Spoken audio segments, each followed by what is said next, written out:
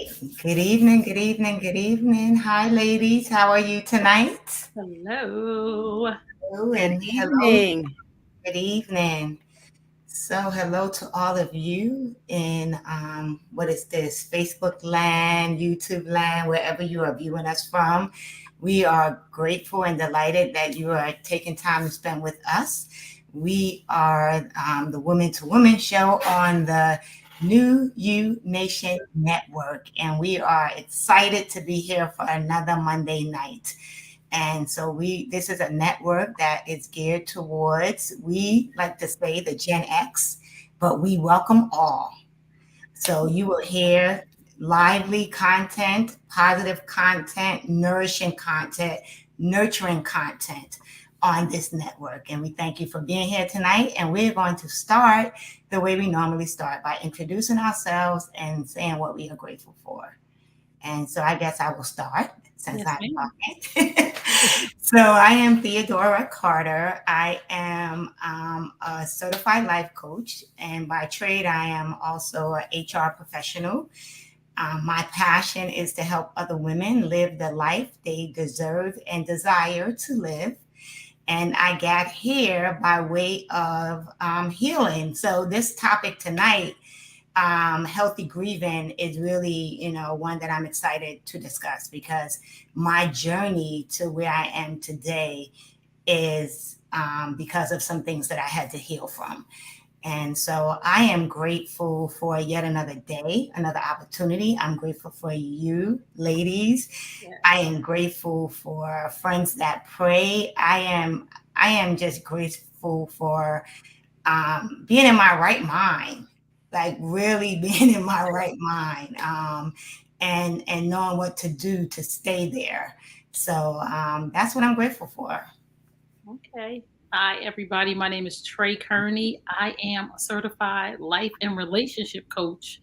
I love helping people heal from the devastation of trauma and drama in relationships. Okay. I am grateful for I'm just grateful for the people that God has put in my life. Like God really has been a chokehold in the word right now. Like He has sent me three women in my life just simultaneously, and they invite me to Bible study. I'm almost on Bible study Mm, almost every day of the week.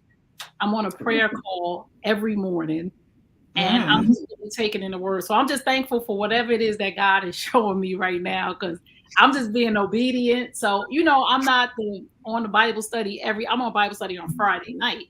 I'm like, okay, God. So I'm just grateful for those three ladies, Kara, Terry, and Yvette. I'm just grateful that he sent all three of them so strategically at the right time in my life. Nice. And I'm grateful for you guys because y'all always here. Always. All right. Well, good evening, everyone. My name is Sheila Isom. I am an insurance claims professional, and I am also a small business owner. I am an independent consultant for Color Street, where we sell nail polish strips, and I am also a notary public. So I am grateful for just being, nothing in particular, but just, again, waking up, being able to move, being able to speak, and of course, to being able to be here this evening with two of my favorite girls. Yes. Yes, yes. That is always, the highlight of Monday evening is Yes. getting to see you Yes, guys and getting to be able to talk and share. And so I'm excited about this topic. Sheila, do you want to start us off since you introduced it and just tell us what sure.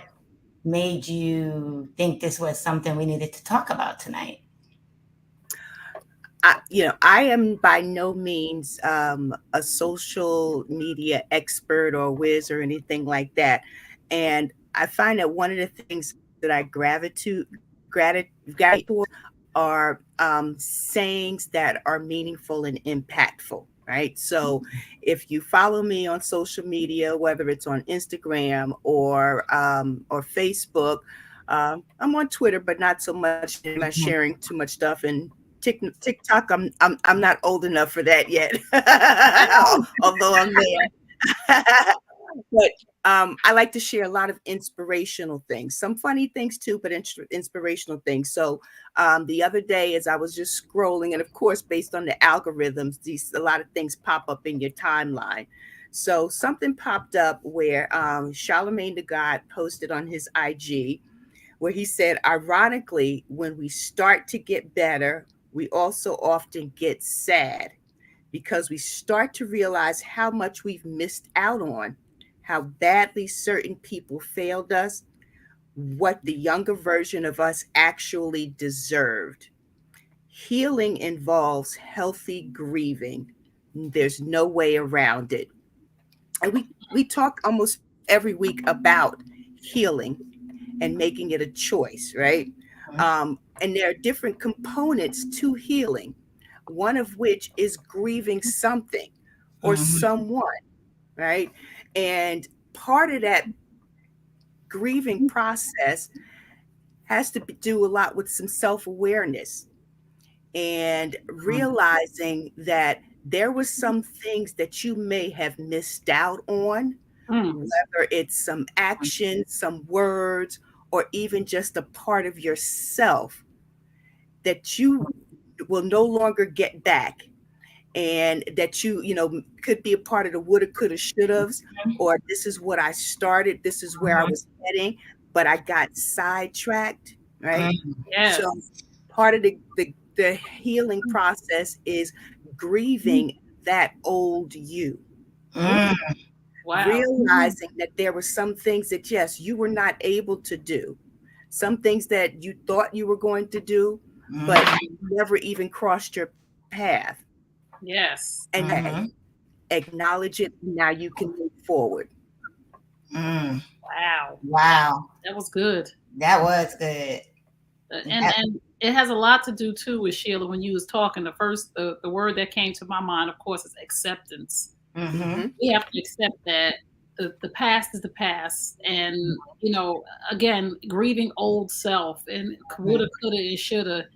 There's a lot of people who are living in regret because they haven't come to terms with accepting that Mhm. those things were supposed to happen in your life, or those things were not supposed to happen in your life. So if they happen, they happen for a purpose, whether it was to teach you something, catapult you forward, stop you from doing something. And if it didn't happen, it wasn't meant for you. So Mhm. many people grieve the Right. life that they did not have, or the things Mhm. that they thought they missed out on, because they simply can't accept that it wasn't supposed to happen, or it happened for a reason. So I would encourage everybody that's listening now, when it comes to that grieving process, the ultimate goal is acceptance. The ultimate goal of any grieving, whether it's the loss of a loved one, whether it's the loss of a relationship, whether it's the loss of a job, the ultimate goal is accepting the fact that it's over. Mhm. And I would say, something you talk a lot about, Trey, is the choice, right?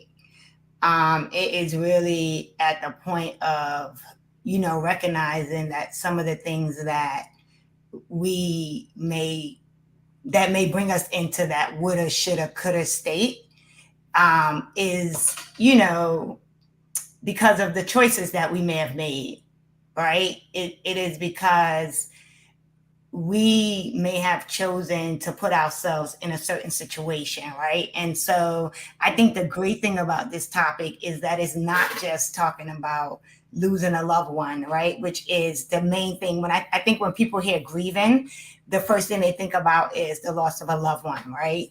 But grieving Right. covers so many other things, right? Like you said, Sheila, the loss of a relationship, a loss of a job, right? Or even staying in a job for too long, right? And that Right. space where you're separated from it, not by choice, but in reality, it was a choice that you were supposed to make, right? It's that staying somewhere too long, whether it's a relationship, a Right. job, etc.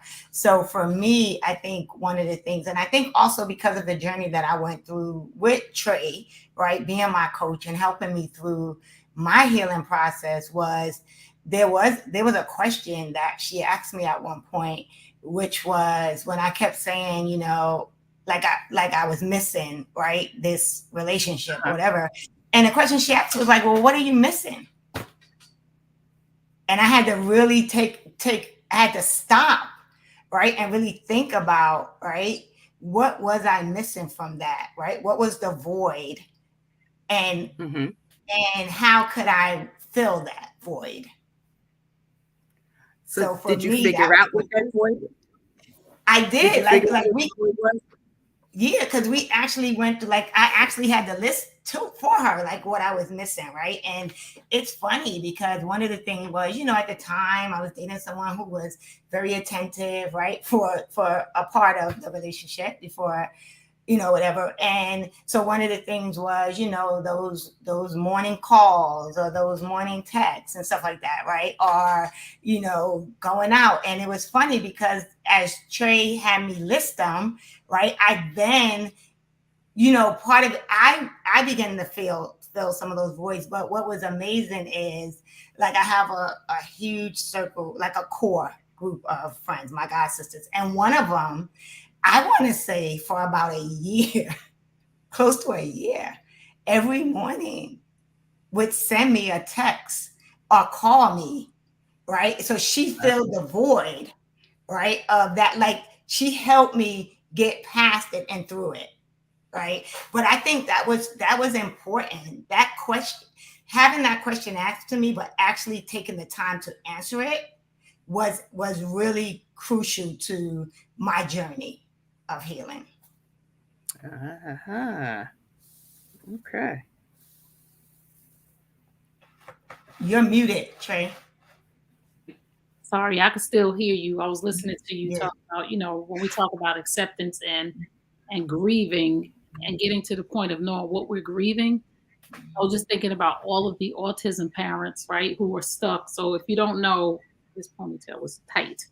If you don't know, I have my child who's on the spectrum. So I had to grieve the loss of the child that I thought I was getting, right? Mm, I didn't get what I thought. We're in the hospital, we count 10 Right. toes, fingers, 2 ears, the eyes look okay. mhm, And then you get this news of this child is not going to be the way that you thought, not like other kids, because every child is an individual, but if this child is not going to be what you thought. So I think that a lot of parents get stuck in don't really have a functional life, or I'm not going to say a good life with the child that they've got, because they've never grieved the loss of the child that they thought they were going to have. I had to really go through a grieving process of the child that I thought that I was getting. And I had to be okay with the child that God blessed me with, so that I could focus on everything that he was doing instead of everything that he wasn't doing. So I had to accept that there's nothing wrong with him, right? He has a condition, but there's nothing wrong with him. You have to accept that you had this thought in your mind of what this child was going to Mm-hmm. be. Or even with relationships, mhm, you had this thought in mind of what this relationship was going to be. This is why marriages are ending too, because we are expecting this knight in shining armor, or we're mhm, expecting this beauty queen for the rest of her life. And then when we get the person that we've got, we don't grieve the loss of the idea that was in our head. You understand what I'm saying? Like, if we get a spouse that goes through an illness or a sickness, we're like, mhm, oh my goodness, like, this is not what I signed up for. So we mhm, have to learn how to grieve what we thought we were going to get and accept the blessing, because mhm, it's nothing bad unless you make it that way. So going through that grieving process of accepting that I had a child on the spectrum and what that looked like, or not having an expectation of what that should be, I was able to get out of, not be stuck in a phase of, because grieving the loss of the child that I thought I had, there were phases, the same phases of grief as a death. It was depression. You know what I'm saying? It was bargaining with God. God, if you do this, I'll do that. I'll give you my pinky. Yeah. If you do this, I went through the anger. It Yeah. was all stages of grief Mhm. to mourn the loss of the child that I did not get. But I think that so much of accepting things is so much easier to accept what you don't have control over and to focus on the good that will come out of it. And it's funny because Timothy Brewington like can relate to you, right? Wow. I had to grieve the loss of the life I thought my son would have. Wow. Yes.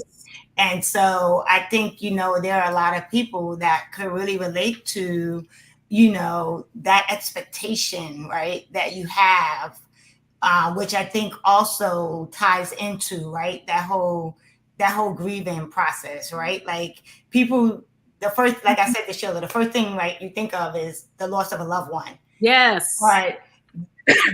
Right. When the same way we go through a grieving process for when we lose someone to death, right? It's the same thing when you lose a relationship or you lose a friendship or you lose a job, right? First you go through that shock, then you go through that disappointment, then you go through I'm angry, then you go through I'm depressed, right? You go through all of these places and then hopefully you get to the place of acceptance. Right. Right. And the other side of it is being okay with recognizing that you might need someone to help you get to that point. Come on. Right. Yeah. Right. And that's a part of accepting it, right? Like I literally remember the day I got up and I was like sitting on the side of my bed and I was like, I'm tired of being tired. Yes. I'm tired of going through the motions every day. I'm tired of pretending that I'm okay. I'm tired of crying. I'm tired of, smiling outside, but getting home and crawling up in the bed, right? I'm tired. And I said to myself, right? And that's where the healing is a choice came from for me, right? That's where, like, I literally got up and was like, okay, you get to choose. That's it. Right? But part of it was accepting that I wasn't okay. Mm-hmm. Right. And a lot of us don't want to accept that we're not okay. Yes. That's the key. That is the key right there, Theo. And that was huge for me. Like I had to accept that, you know what, you're not okay. And I had to accept the fact that I had to let people know I wasn't okay. Right. Because people were so used to me showing up for them and I couldn't show up the way I used to.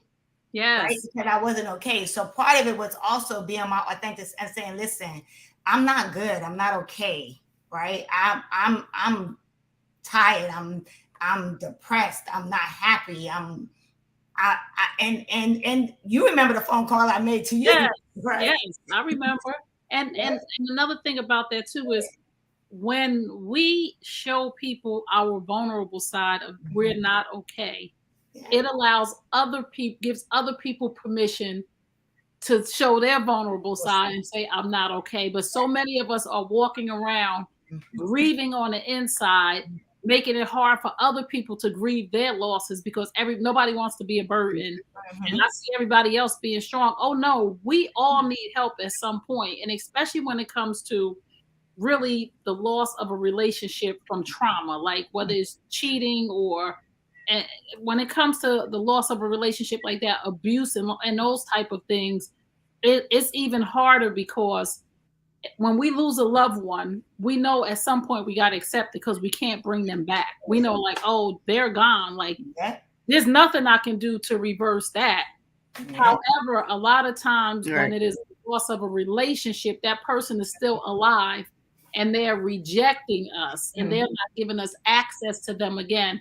So it's hard to accept the fact that somebody is actually walking around that I wasn't ready to let go of, that I was good to, that I was faithful to, that I was loyal to, that I was nice to, that I was all these things to, and they're denying me access. Why? Well, you'll be in your head making up all kinds of stories if you don't do exactly what Theo said.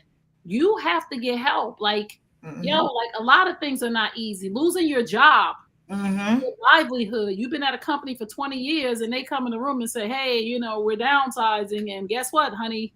You didn't get the long straw. You know what I'm saying? Like you got the short straw. That is a grieving process that you should not be going through alone. And like you said, Theo, a lot of times people associate grief with the loss of a life. Mm-hmm. There's a lot of loss in life other than the death of somebody. Yeah. And I think Right. like you said, right, you do get to the point of learning how to like with losing my dad and the way I lost my dad, right? I got to the point of where I've learned to live with it, right? It's still Ooh, hard. ooh, It's not easy, Yes, right? Sheila, you can relate as well, right? But you learn how to live with it, absolutely. Absolutely. right? But it's a little different when you deal with the other losses, right? You have to Yes. have some different strategies. I'm sorry, Sheila. I think I cut you off. Oh no, you didn't. That's okay. It's just when we talk about it's an event, because one of the other things that come to mind are people who wanted to be married and have never gotten married, right? ooh. People Wow. who have wanted to have children but have never had children. Okay, so whether you romanticized it or not, you have to grieve that was a part of your life that you had planned for that never came to fruition. Yeah. So how, and then you might be one of those where it's always the bridesmaid and never the bride, Mhm. the forever auntie or godmother, right? Knowing that these things that you were doing to help satisfy somebody else aren't satisfying you, because you Mhm. can't have that. Mhm. So eventually, you have to learn, you have to figure out how do I move on from this, but in a healthy process, because I Mhm. just can't wake up one day and say, oh well, I'm going to be single for the rest of my life, because that's not what was in your foresight for so long. Mhm. Oh well, I'm just never going to be a mother or a father, and then just walk away from it and say that's okay, because it's not. You It's have to not. go through the process of grieving that part of your life that you never had. And if we don't grieve in a healthy way, Mhm. what happens is we become bitter and jealous. And I'm talking about like the situations that Sheila talked about, not having a husband, not be able to have kids. If we don't grieve those things in a proper way, we become bitter, jealous, and resentful of the people around us. When we see somebody with a baby, we start to isolate away from the people who remind us that I don't have children, and oh, Mhm. she doesn't even know how lucky she is.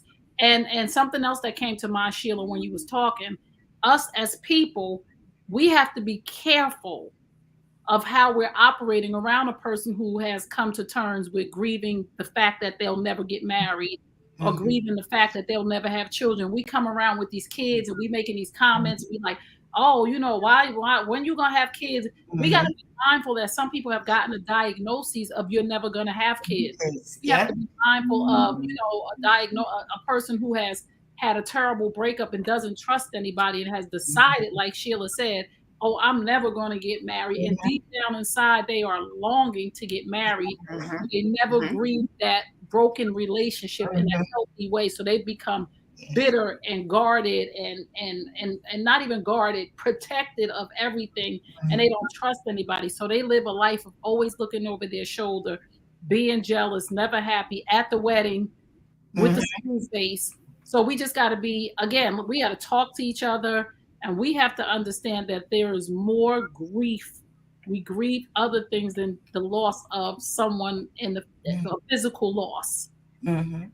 And I think we also have to get to the point, and I'm saying this from personal experience, right, where you let go of the shame and the embarrassment, Yes. right? My goodness. Because I Yes. think depending on Yes. what it is that you're grieving, like if it's the loss, if it's the relationship, like for me, as I went through my process, I realized, part of it was I didn't want to really tell people. I didn't want to, I was part of the depressive state was I was disappointed in myself, right? So it started out with being disappointed by the person, but then I really realized as I went through my journey that it was a disappointment in me, right? Like and then disappointment turned into shame and embarrassment and all of that, right? Mhm. And the important part of me wasn't letting that stop me from getting help, right? To really being comfortable with expressing to people, right, that, first of all, I wanted to heal, I say responsibly, right? I wanted to be responsible to myself because I knew that I did not want to heal in the way, because I was the queen of, I always had my guard up, right? Mm. And I had finally let it down. I was finally vulnerable. So I did not want to go back to that, which is why I made the choice to get help, right? But part of that was releasing the guilt, the shame, the embarrassment, right? And so I would say to anyone that's listening, right, you know that you have nothing to be ashamed of. You have nothing to be embarrassed about. What happened to you, and it wasn't your fault. And you weren't, and it really honestly didn't have anything to do with you. Right. Right. It had more to do with the person.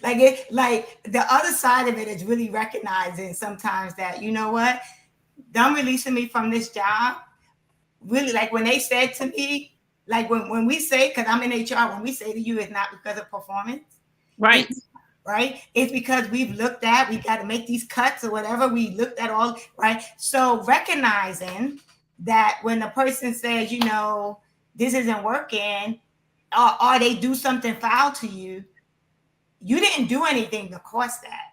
That was that person's character.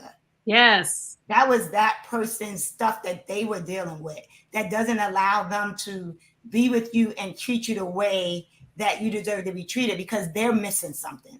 Yes. Or you just weren't the person for them. Yeah. That's it. I just wanted to say that Sheila Williams said, that's where I'm at now, tired of going through the motion, grieving my mother's death almost 5 years.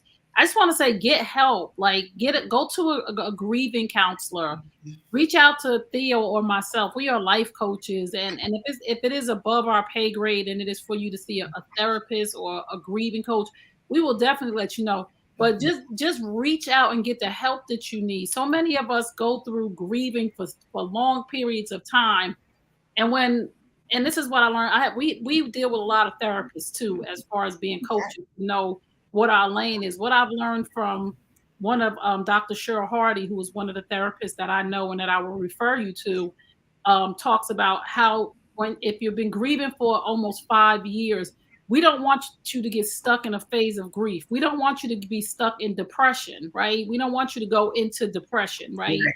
So when we go through one stage of grief of anger, the other stage of grief of denial, we don't want you to get to depression and be stuck there for too long, because then that's chronic depression and you really need help to get out of that, because it could lead to other things, right? You could be like Theo said in her book. She talks about how she was functionally depressed. She was really going through life, but she was really depressed as she was going through the motions.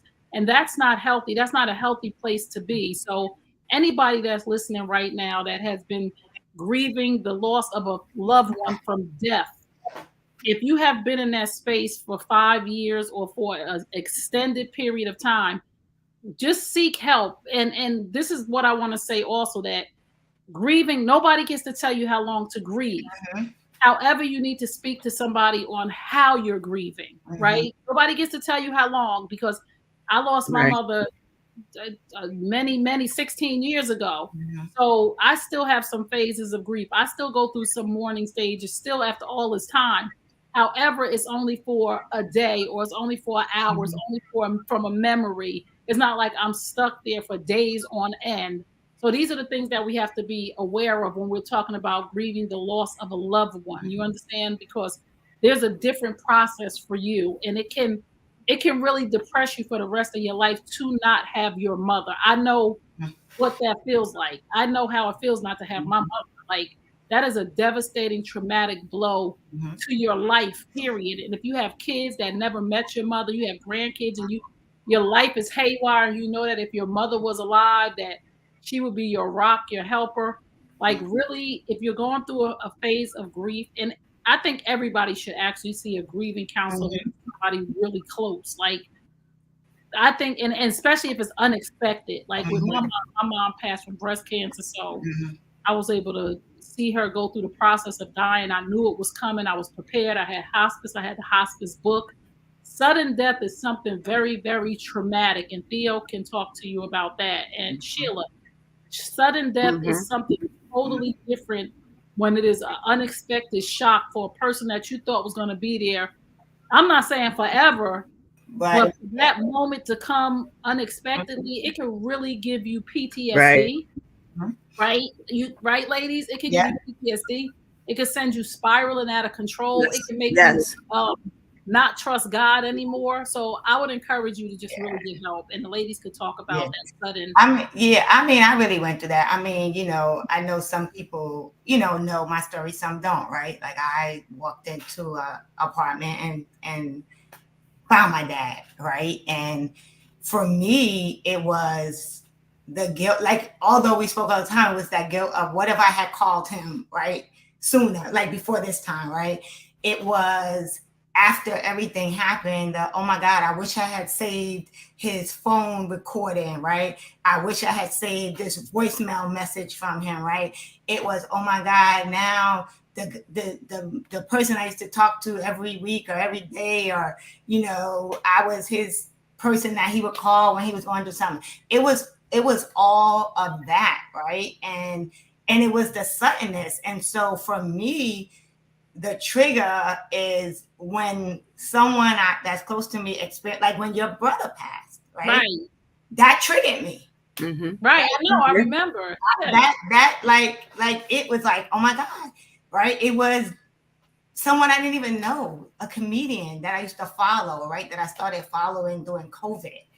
And it was as I was going through my journey, right? So it's someone that I had formed, like he would make me laugh, whatever.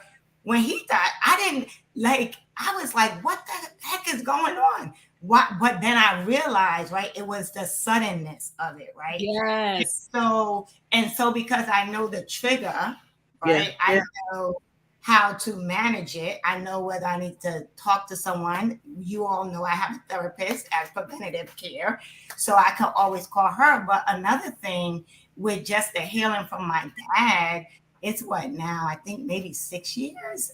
Wow. I think 6 or 7 years. It's Wow. since like 2016, so maybe It I'm not doesn't adding seem right, but it doesn't seem that long, right? no. But I think by year three, I started saying, okay, how can I honor my dad? Right? One, by just continuing to live Ah. in a way that will make him proud, right? But the other thing is on his birthday, my dad loved ice cream, like loved ice cream. So on his birthday, I go and I have ice cream and I Yes. sit on a bench or I sit wherever I'm at and I have ice cream with my dad. Yes. Right? Yes. I his siblings are still living, and I've always had a close relationship with them. But now I make it a point to really stay in contact, like I always did anyway. But now it's even more, right? They fill the void. So even when I was still living in New York, I would make it a point to spend the holidays with my aunts, right? Because that made me feel closer. So it also was, how do I continue to live for him, but how do I have him continue to live with me in a way that I'm not always like sad, Yes. right? So now, even in the moments when I might get sad or miss him, I can kind of take myself out of that because I'll either think of something funny he said or just, do something that reminds me of him. Yes. And with my brother, the Yeah. sudden death of him in a tragic motorcycle Mhm. accident was every time I see somebody on a motorcycle, going in and out of cars, I'm screaming at them. Like it ain't even my business. I'm like, oh my goodness, like Lord, please just, Yeah. and I have to pull myself in to say, like, you can't let this trigger you. But the thing with my brother was, I've been on this journey of healing for so long that when I got the news that he had passed away, I was really able to not lose my mind, like, and compose myself because I had to sit on the side of my bed, and I'll never forget when my sister-in-law called me and she hung up, and I'm by myself because I don't have a husband. You know what I'm saying? So it Mm. was like I don't have a boyfriend. I don't have a who do I call? So I had to sit with Jesus and say, either you're going to tear this room up, right? You're just gonna tear it up. You're just gonna go crazy. You're gonna hyperventilate. You're gonna have a heart attack, or you're going to accept in this moment that there's nothing you can do. That if you do all of it, and this is me rationalizing with myself, that if you do all of this stuff, if you tear up this room, if you yell, if you scream, if you whatever you do, nothing's going to bring him back. So I need you to just maybe sit down, breathe. And I don't, I had the process because I knew when I called my sisters, they were going to be like, because I'm the sensible one. So I knew that they were going to be like all the way. So I just sat and I just prayed and I just said, you know what? I accept this. I accept that there's nothing I can do about it. This is going to be a sad time in my life. But acceptance for me is so big in my life right now. And in that moment, I like to share that because in that moment, one of the worst times of my life, I was really able to hold myself together and understand the power of God. The pure spirit coming over me and saying, I got you.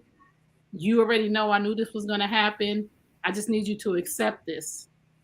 And it was just a calm over me that I would never have expected from the loss of my brother. This is my biological brother, same mother, same father, grew up together. Yeah.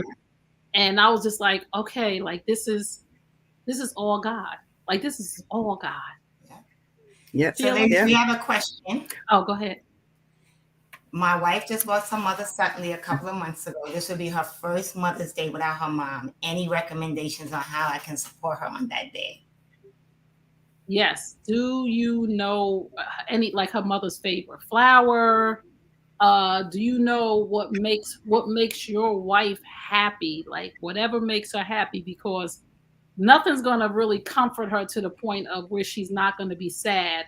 But you can let her have that moment of asking her, what would you like to do today? Mm-hmm. Ask her, how can I support you? We will tell you if you really come to us in a loving way and say, babe, like, how can I support you? You don't have to mention, I know you lost your mother last year, because we don't want to hear that. But just say, is there anything I could do to support you? I'm here if you want me to talk, if you want me to walk, if you want me to be quiet, if you want to go out to dinner. Just find out from her how you can support her. And I promise you, it'll mean so much to her if you just ask her. Mm-hmm. Yeah, that was gonna be my response too. Yeah, and I was just thinking the same thing. And I'll get back to Tim's question, but I've experienced both, right? With my mother died suddenly and tragically, right? And she's been going out 21 years. My mother died in a house fire. Oh. Right.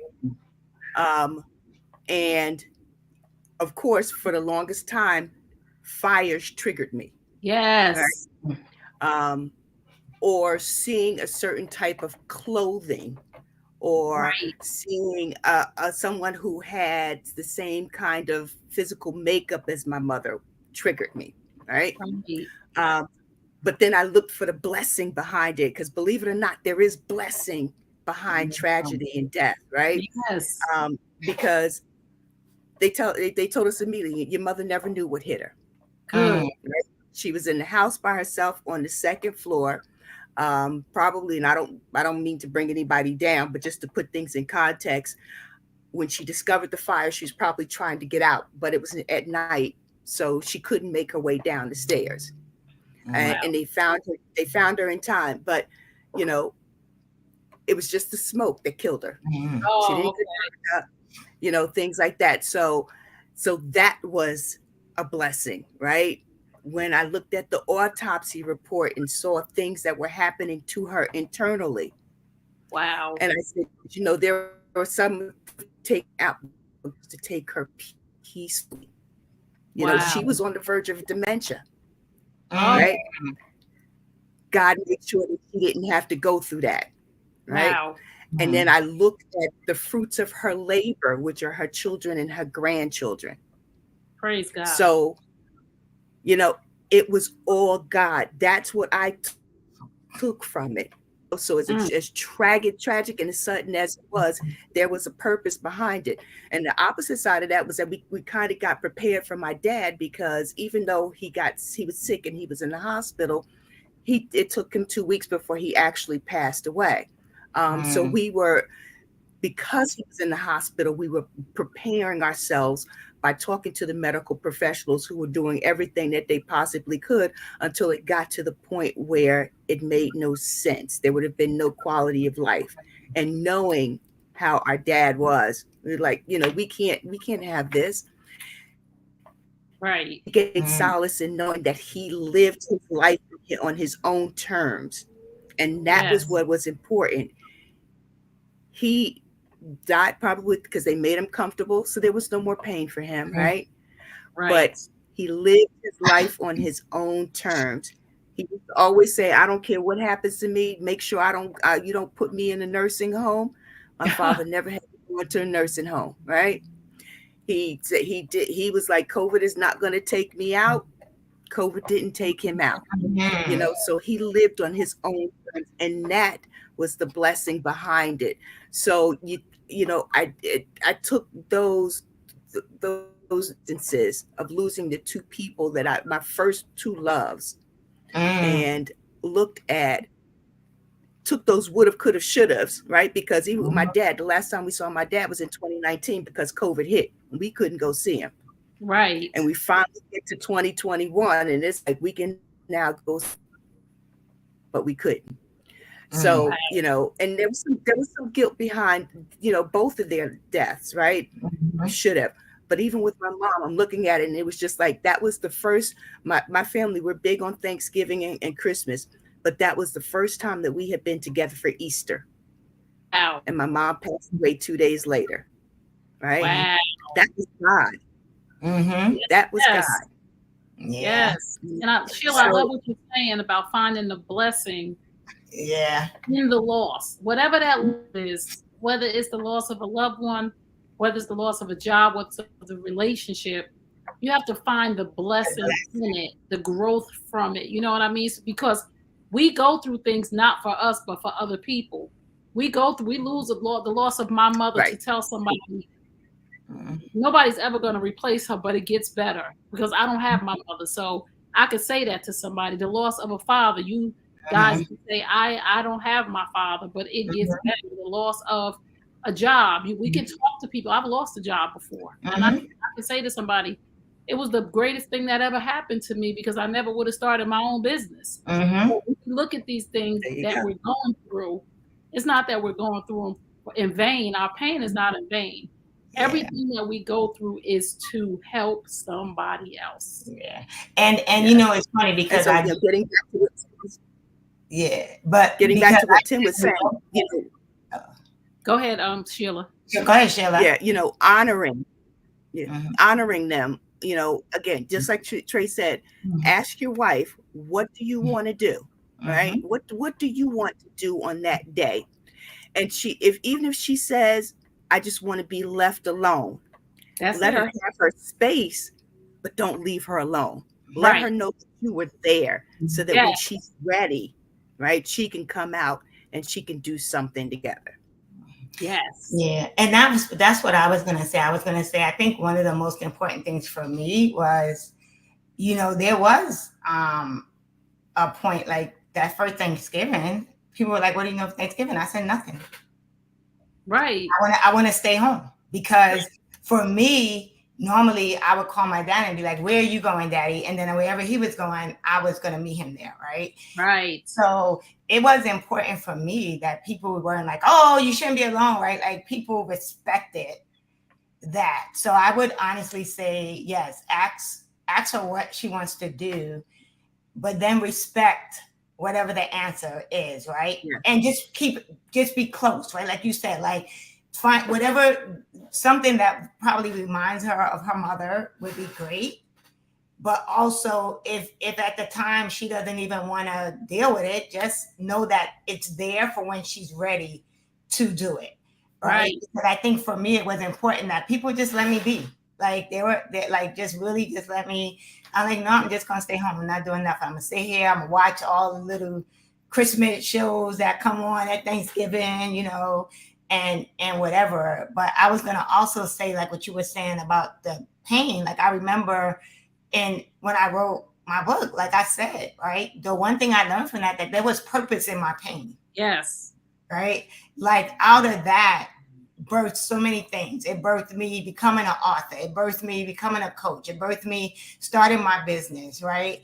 But also it allowed me to also be able to share with people my experience, right? Yes. And be comfortable with sharing it with them. But also it also helped me recognize how to also manage when people lose people.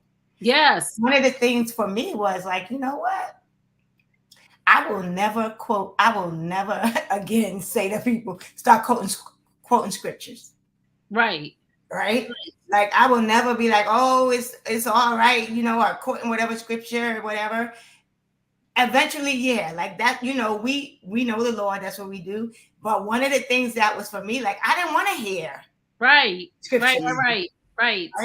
I didn't want to hear everything is going to be okay, right? I didn't want to hear. So I was like, one of the greatest lessons I learned was when one of my girlfriends lost her son suddenly. And I remember I probably spent every day with her from the point she found out up into the funeral and then after. And I remember just sitting. If she wanted to talk, we talked. Right. If she wanted to sit quietly, we sat quietly. Yes. She cried, I was just, here's my shoulder, right? It was one of the greatest lessons I learned, was just to be present.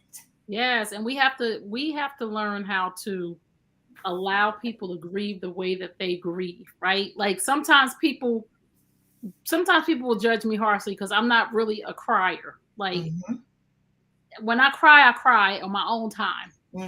But sometimes we look at people and be like, oh, she ain't even gonna cry. Like you gotta allow people to grieve the way that they grieve. Some people don't cry like the bawling crying, the jumping in the casket, the antics all day. Like with my brother, I think everybody thought that, like, what's the matter? Like, do you realize what happened? Yeah, I realized what happened, but I also realized that in my life, I haven't always been connected to God. I haven't always been in the Word. I haven't always really known the Scripture. So, not that anybody need to read the Scriptures to me, because I didn't need that, but I knew the Scriptures that came to me. And when my girls came over, they were here on the drop of a dime.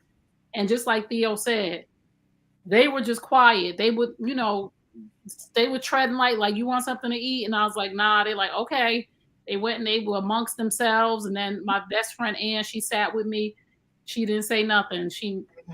So she saw a tear. She rubbed my back. If she felt like I didn't want the back rub, she just sat on the side of the couch. So we have to understand that we have to allow people to grieve the way they want to grieve.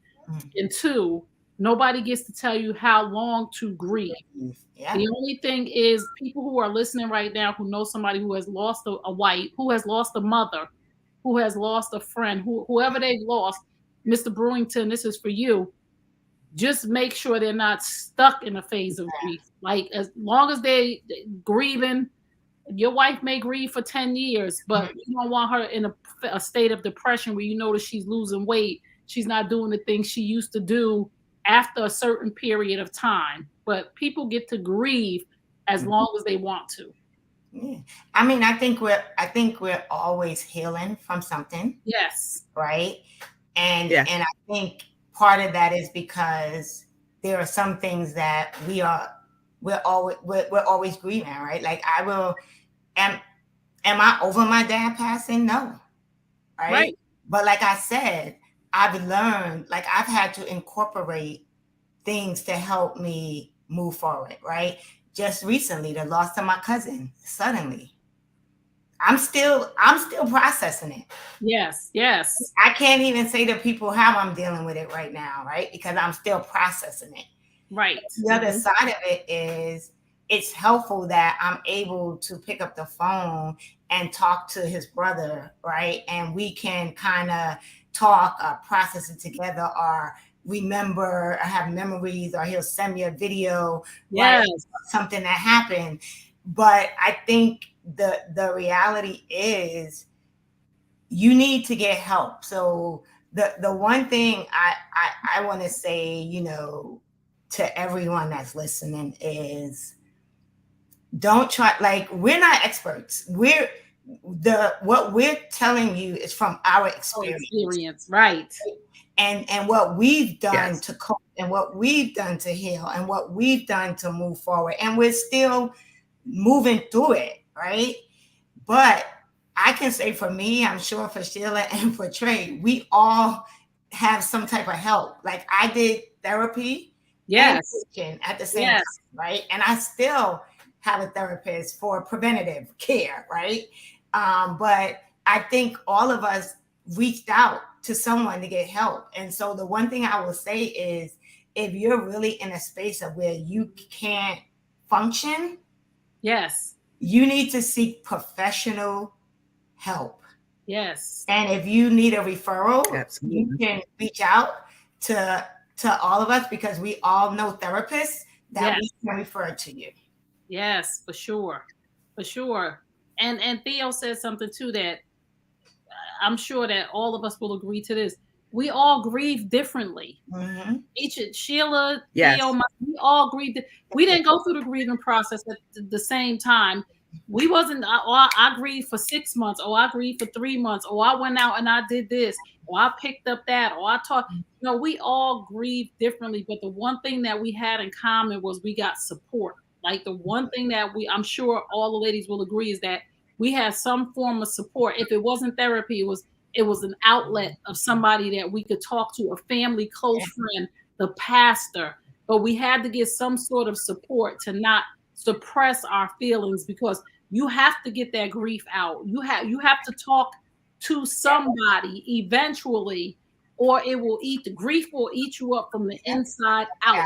And I mean physically, you will be a walking skeleton. Your hair will be falling out if you don't get somebody to talk to. And some people might be like, I don't want to go to a therapist. If you don't go to a therapist, talk to whoever you feel comfortable talking to, whether it's a pastor, whether it's a coach, whether it's a grief counselor, whether it's a therapist. But there is an avenue that you need to take to get the proper support that you need because healthy grieving, as Sheila said, healthy grieving, healthy grieving, healthy grieving is important. You need the help so that you can get on your journey of healing.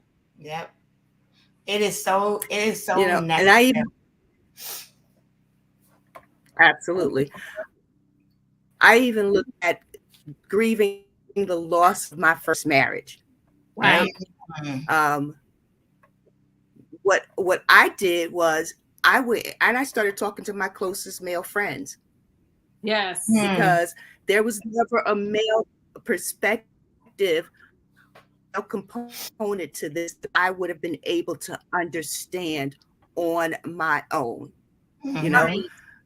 you can talk to your girlfriends all you want to, right? Because and you see it because you're going to just see it from your Yeah. perspective, the female side of it.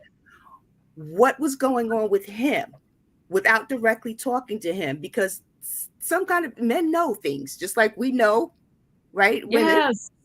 Yeah. Yes. I had to gain a lot of understanding to lead me toward the road of forgiveness Oh, by Mhm. talking to my closest male friends. wow. And I did, and I learned a lot, and that helped me to move on. But that was secondary to building my relationship back with God, because Mm. that Yes. was what Yeah. that was what was missing in my life. Yeah. That was Yes. something that I needed. And Sheila, you said a key word, forgiveness. A Yep. key word. And sometimes in every stage of whatever you're grieving, you're going to have to forgive somebody. And a lot of times the person that we need to forgive is God. Because when Yep. we have the loss of a loved one, because we like, God, you in control. I'm praying that Mhm. my mama don't die. I don't Mhm. understand why you let my brother go on his motorcycle. We can go into the grieving stage of anger and be angry with God. Yep. Sometimes we're thinking, I'm Mhm. grieving stage. I'm not angry, but we'll be angry with God and we'll be so disconnected that we can't connect to anything. Because if we're not connected to the source, we're not connected to anything. So that Right. forgiveness piece is so important during your journey of grieving the loss of the job. You might be Mhm. angry at the boss that let you go, even though, like Theo said, in HR, it wasn't your performance. We just don't have the money to pay two engineers, so you want to be able to forgive so that you can move forward, because forgiveness will really hem up your healing phase when you are going through grief. Unforgiveness will hem I you mean, and that is, I mean, I think that is like the biggest lesson, right? Is one, I went through that. I was like, I ain't talking to you, God, right? But I literally also sent a mass message to my friends to say, I am devastated right now. I don't know how to talk to God. I need y'all to pray for me. Oh, yes. And so for me, it's great because I have a circle of friends who will hold me up, right, in prayer, right? And so it was a journey of me getting back to because there was a period where I was like, I don't even know what to say. Like, I was honest. I was talking to them. I wasn't talking to them, but I was, right. And so it was that was important. But another thing, and I think I shared this with you guys before, it was one of my girlfriends, because I have different friends, right? So I had the ones that were like, oh, we're going to nurture you. I had the ones that was like, okay, girl, you good. Right. You keep it moving. Right. And I'm not mad. I wasn't mad at her because I'm like, she was thinking of the person she knows. Right. Because that's all she ever saw. And then I had the person that was like, all right, I gave you like 60, 90 days. Yes. I need you, right, to keep it moving. Right. But then I had the one girlfriend that said to me, you need to be okay with knowing that karma, whatever you want to call it, whether you want to call it karma, whether you want to call it payback, whatever you want to call it, she said you need to know that that whatever is supposed to happen to that person will happen to that person, but you need to be okay with not knowing that you may never know. Yes. Oh, that's good stuff. Yes. Yeah. And like that was so freeing for me, because I was just holding on to, like, I was just waiting. I want to wait to see what's going to happen, right? And she was like, listen, you got to be okay with knowing that whatever happens, you may never know about it. Right. And when she said that, I was like to this day, like I remember that, because I was like, it freed me. Because I was going to bed quoting the scripture, vengeance is mine, saith the Lord, right? Because I was trying to remind myself, right, that this is God. But when she said it the way she said it, I was like, you know what, she's right. I'm just gonna let God be God. I'm gonna let whatever happen. And I need to move on. Right. When you're so stuck in that whole revenge mindset, or that karma mindset, you're bent on not forgiving, you're stuck. Yes, you're stuck in a phase of grief, anger. You're stuck. Yeah. And it's funny that it's crazy because you'll be really praying like, oh, I forgive them, but in your mind you'll be like, I hope he get hit by a bus. Like, I hope that, I hope she cheat on him. Yeah. I hope that whatever, I hope his house on the floor. He don't get nothing. But you'll be praying, vengeance is mine, says the Lord. But in the back of your mind, you will be wishing the most horrible thing, and then you won't even be knowing that you're wishing it, because in your mind that scripture really has not resonated with you. A friend will say, listen, he gonna get his. You just gonna know. You just ain't gonna know when he get it. And you gotta be okay with that. You gotta move on. You gotta be okay with that and move on. Everybody's going to reap the harvest of what they've sown. So but then the other side of it is also you get to that point of, right, and this is what's so great about the healing journey, right? Because you get to that point where you're like, where I was like, thank you, God. Yes. Because that was a blessing. Yes. Thank you for that protection. Yes. Right. So because I got to that point. So it's that journey, because I did get to that point where I was like, you know what? Lord, I'm grateful. Thank you for that. Because you removed somebody that I probably would have just stayed with, just to stay with. Right. And you get to that point too when you lose a loved one, when you lose your mother, father, brother, you finally get to that point where you feel some relief and say, today's a good day. The good day's coming. It takes time, and then it's a good week. Then it's a good month. Then it's a good year.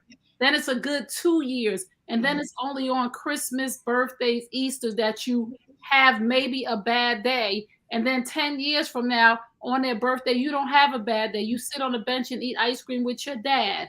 And then you light a candle for your mom. And then you Yep, yep. share funny stories on a group chat with your family. So it gets to a point where you have that moment, like Theo said, of I'm I'm okay. Thank you, God, that I'm okay. And for everybody listening, you will get to that point one day of one good minute, one good hour, one good day, one good week, one good month, one good year.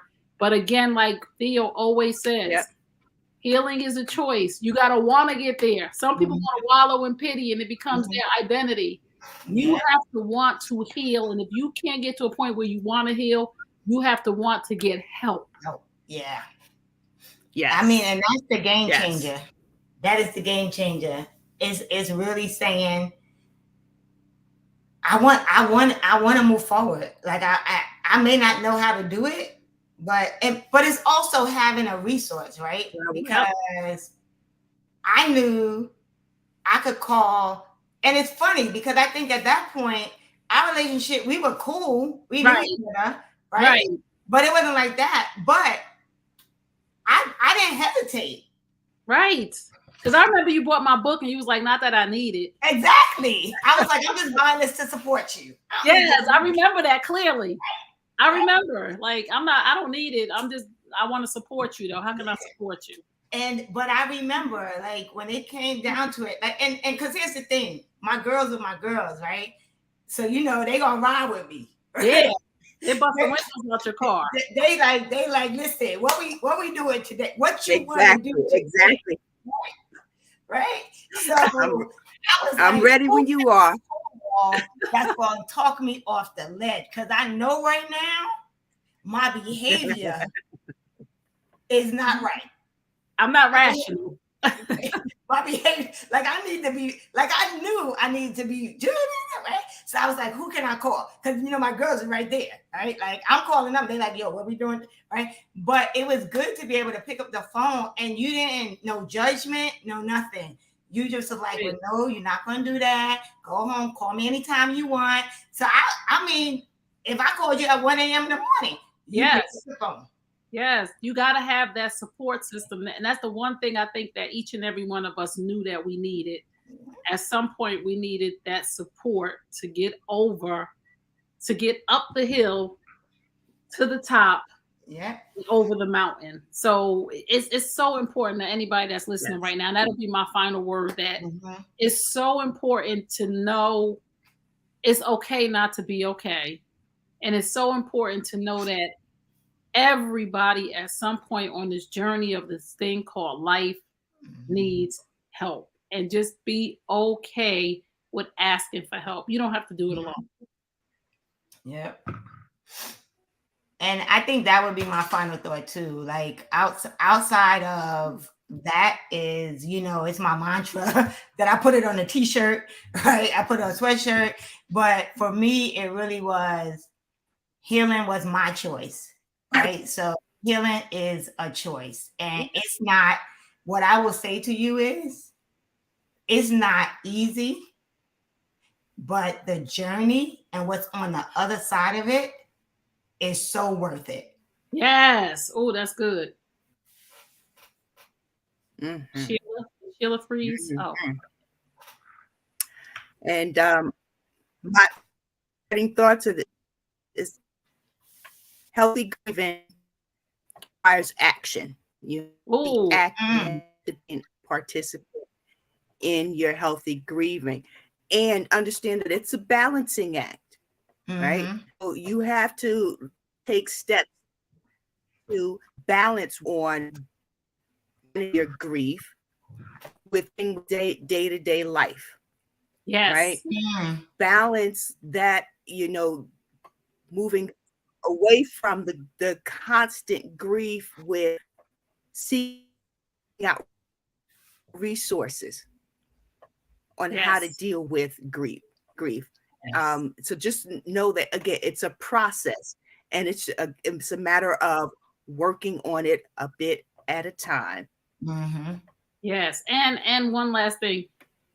Understand you're gonna have good days and bad days. Mm-hmm. But always just remember, for Mhm. most of us, I gotta say, our good days outweigh our bad days. That. Mm-hmm. Remember, all the things that you've been through and that you grew through and that you are thriving through now, and that again, there'll be good days and bad days, and you deserve support, love, care, and help. Mm-hmm. And Sheila Williams, I am happy to hear that you will get help. And Yes. as I said before, you can DM Yes. one of us. And if you want a referral, you just want to listen to air, whatever it is that you need, we're happy to help you find a therapist or just be a listening ear.